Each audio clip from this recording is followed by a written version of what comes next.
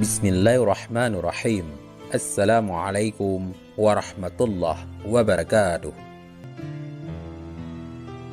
Jangan lupa sukai video ini, komen, dan berlangganan, serta bagikan video ini agar bermanfaat bagi semua.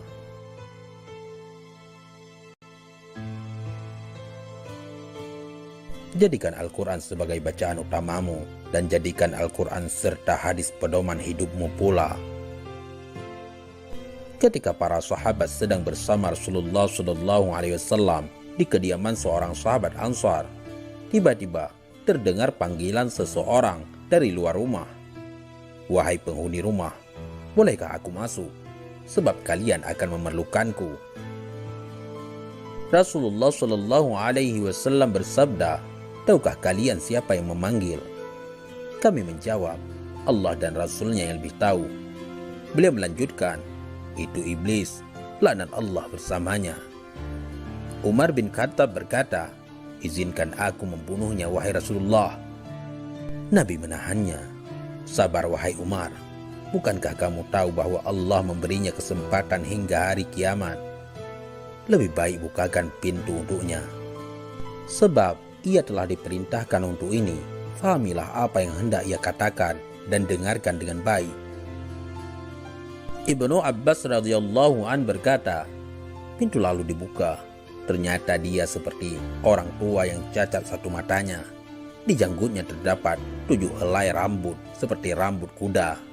Taringnya terlihat seperti taring babi, bibirnya seperti bibir sapi. Iblis berkata, "Salam untukmu Muhammad, salam untukmu para hadirin." Rasulullah SAW menjawab, "Salam hanya milik Allah Subhanahu wa Ta'ala. Sebagai makhluk yang terlaknat, apa keperluanmu?" Iblis menjawab, "Wahai Muhammad, aku datang ke sini bukan atas kemauanku, namun karena terpaksa." "Siapa yang memaksamu?" "Seorang malaikat utusan Allah mendatangiku dan berkata, Allah Subhanahu wa Ta'ala memerintahkanmu untuk mendatangi Muhammad sambil menundukkan diri. Beritahu Muhammad tentang caramu dalam menggoda manusia. Jawablah dengan jujur semua pertanyaannya. Demi kebesaran Allah, andai kau berdusta satu kali saja, maka Allah akan jadikan dirimu debu yang ditiup angin. Oleh karena itu, aku sekarang mendatangimu. Tanyalah apa yang hendak kau tanyakan. Jika aku berdusta, aku akan dicaci oleh setiap musuhku. Tidak ada sesuatu apapun yang paling besar menimpaku daripada cacian musuh." Rasulullah SAW lalu bertanya kepada iblis, "Kalau kau benar jujur, siapakah manusia yang paling kau benci?" Iblis segera menjawab, Kamu dan orang sepertimu adalah makhluk Allah yang paling aku benci." "Siapa selanjutnya?" "Pemuda yang bertakwa yang memberikan dirinya mengabdi kepada Allah Subhanahu wa Ta'ala." "Lalu siapa lagi?" "Orang alim dan wara'ah." "Lalu siapa lagi?" "Orang yang selalu bersuci." "Siapa lagi?" "Seorang fakir yang sabar dan tak pernah mengeluhkan kesulitannya kepada orang lain." "Apa tanda kesabarannya?" "Wahai Muhammad, jika ia tidak mengeluhkan kesulitannya kepada orang lain selama 3 hari, Allah akan memberi pahala orang-orang yang sabar." "Selanjutnya apa?" "Orang kaya yang bersyukur." "Apa tanda kesyukurannya?" "Ia mengambil kekayaannya dari tempatnya dan mengeluarkannya juga dari tempatnya." "Orang seperti apa Abu Bakar menurutmu?" "Ia tidak pernah menurutiku di masa jahiliyah, apalagi dalam Islam." Umar bin Khattab, "Demi Allah, setiap berjumpa dengannya aku pasti kabur." Utsman bin Affan, "Aku malu kepada orang yang malaikat pun malu kepadanya." Ali bin Abi Thalib, "Aku berharap darinya agar kepalaku selamat dan berharap ia melepaskanku dan aku melepaskannya. Tetapi ia tak akan mau melakukan itu." Ali bin Abi Thalib selalu berzikir terhadap Allah Subhanahu wa Ta'ala. "Apa yang kau rasakan jika melihat seseorang dari umatku yang hendak sholat?" "Aku merasa panas, dingin, dan gemetar." "Kenapa?" "Sebab setiap seorang hamba bersujud 1 kali kepada Allah, Allah mengangkatnya 1 derajat. Jika seorang umatku berpuasa, tubuhku terasa terikat hingga ia berbuka. Jika ia berhaji, aku seperti orang gila. Jika ia membaca Al-Quran, aku merasa meleleh laksana timah di atas api. Jika ia bersedekah, itu sama saja orang tersebut membelah tubuhku dengan gergaji. Mengapa jadi begitu? Sebab dalam sedekah ada 4 keuntungan baginya, yaitu keberkahan dalam hartanya, hidupnya disukai. Sedekah itu kelak akan menjadi hijab antara dirinya dengan api neraka, dan segala macam musibah akan terhalau darinya. Apa yang dapat mematahkan pinggangmu? Suara kuda perang di jalan Allah. Apa yang dapat melelehkan tubuhmu? Taubat orang yang bertaubat. Apa yang dapat membakar hatimu? Istighfar di waktu siang dan malam. Apa yang dapat mencoreng wajahmu? Sedekah yang diam-diam. Apa yang dapat menusuk matamu? Salat fajar. Apa yang dapat memukul kepalamu? Salat berjamaah. Apa yang paling mengganggumu? Majelis para ulama. Bagaimana cara makanmu? Dengan tangan kiri dan jariku. Di manakah kau menaungi anak-anakmu di musim panas? Di bawah kuku manusia. Nabi lalu bertanya, siapa temanmu wahai iblis? Pemakan riba. Siapa sahabatmu? Penzina. Siapa teman tidurmu? Pemabuk. Siapa tetamumu? Pencuri. Siapa utusanmu? Tukang sihir. Apa yang membuatmu gembira?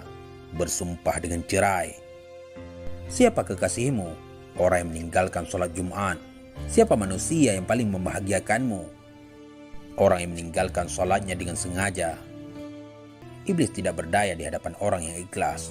Rasulullah SAW lalu bersabda, segala puji bagi Allah yang telah membahagiakan umatku dan menyengsarakanmu. Iblis segera menimpali, tidak, tak akan ada kebahagiaan selama aku hidup hingga hari akhir. Bagaimana kau boleh berbahagia dengan umatmu, sementara aku boleh masuk ke dalam aliran darah mereka dan mereka tak boleh melihatku? Demi yang menciptakan diriku dan yang memberikanku kesempatan hingga hari akhir, aku akan menyesatkan mereka semua, baik yang bodoh atau yang pintar, yang boleh membaca dan tidak boleh membaca, yang durjana dan yang soleh, kecuali hamba Allah yang ikhlas. Siapa orang yang ikhlas menurutmu? Tidakkah kau tahu, wahai Muhammad, bahwa barang siapa yang menyukai emas dan perak, ia bukan orang yang ikhlas. Jika kau lihat seseorang yang tidak menyukai dinar dan dirham, tidak suka pujian dan sanjungan, aku boleh pastikan bahwa ia orang yang ikhlas, maka aku meninggalkannya. Selama seorang hamba masih menyukai harta dan sanjungan dan hatinya selalu terikat dengan kesenangan dunia, ia sangat patuh padaku. Tahukah kamu Muhammad bahwa aku mempunyai 70.000 anak dan setiap anak memiliki 70.000 syaitan? Sebahagian ada yang aku tugaskan untuk mengganggu ulama, sebahagian untuk mengganggu anak-anak muda, sebahagian untuk mengganggu orang-orang tua, sebahagian untuk mengganggu wanita-wanita tua, sebahagian anak-anakku juga aku tugaskan kepada para zahid. Aku punya anak yang suka mengencingi telinga manusia sehingga ia tidur pada sholat berjamaah. Tanpanya manusia tidak akan mengantuk pada waktu sholat berjamaah. Aku punya anak yang suka menaburkan sesuatu di mata orang yang sedang mendengarkan ceramah ulama hingga mereka tertidur dan pahalanya terhapus.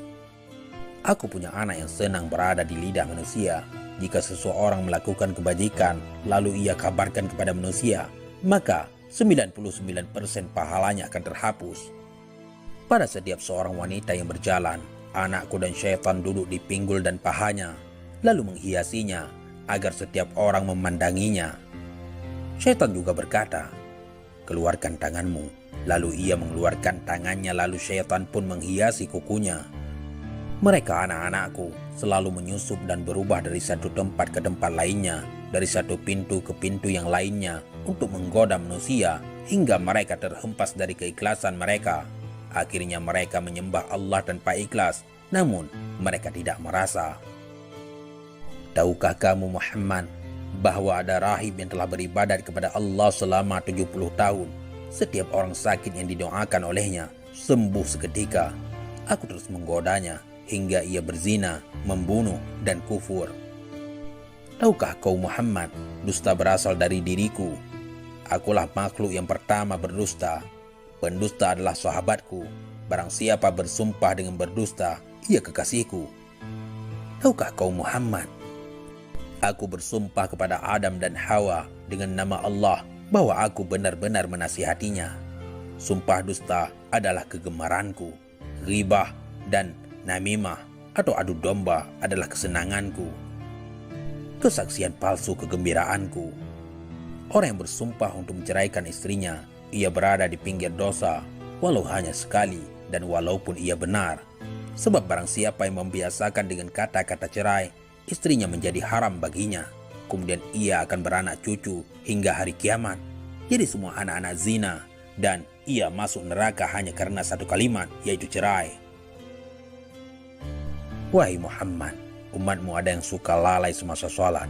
Setiap ia hendak berdiri untuk sholat, aku bisikkan padanya waktu masih lama. Kamu masih sibuk. Lalu ia menundanya hingga ia melaksanakan sholat di luar waktu. Maka sholat itu dipukulkannya ke mukanya. Jika ia berhasil mengalahkanku, aku biarkan ia sholat. Namun aku bisikkan ke telinganya, lihat kiri dan kananmu. Dia pun menoleh. Pada masa itu aku usap dengan tanganku dan kucium keningnya serta aku katakan, sholatmu tidak sah.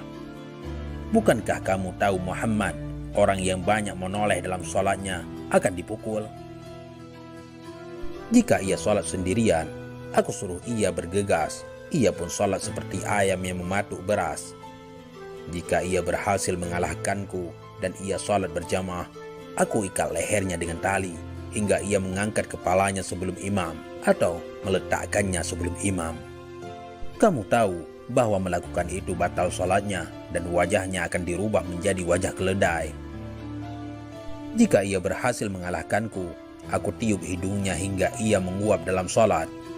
Jika ia tidak menutup mulutnya ketika menguap, syaitan akan masuk ke dalam dirinya dan membuatnya menjadi bertambah serakah dan gila dunia.